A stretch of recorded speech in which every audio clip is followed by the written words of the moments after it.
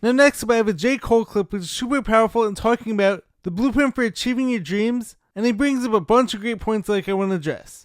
Who do you see yourself as? And there's no right or wrong answer.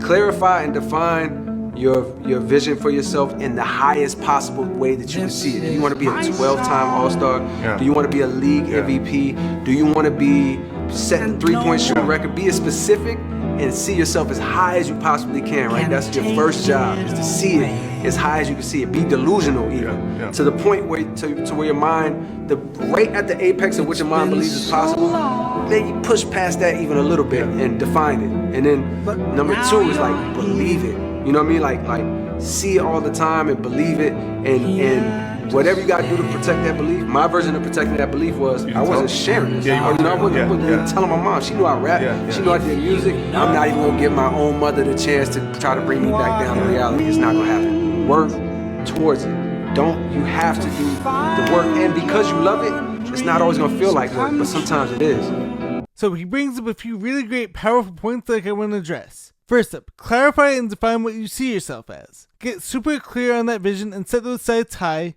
and don't be afraid to push those limits and push those boundaries. This, I believe, is like the first step in manifestation. And of course, there are going to be more steps to getting there and reaching that point, and there are obstacles, but this can be like your own internal GPS. Because how can you know where you're going if you don't ever set the intention? So having massive goals and establishing your higher purpose is step one. Love it. Then it says believe it for yourself and see it all the time. This is why I often end my morning meditations with some time for visualization. Visualize all my goals coming true. How would that feel? And it doesn't mean taking away from where I'm at right now, because of course you don't want to get away from appreciating the moment, but as I've heard so often, your mind doesn't know the difference between what's really happening versus what you're seeing in your mind. So if you get really good at this, it's almost as if like you're already there, so then you've actually brought that person who's able to achieve those dreams into the picture. So now it's just like a matter of time and a question of when, not if. Then he also says another key, which is protecting that belief. I have a clip that came from a recent Jared and James channel video where I spoke about this exactly. Be very careful who you tell your goals and dreams to. When I was in high school, I felt like everyone out there would be as excited for me as I was about my own goals. But I got laughed at so many times.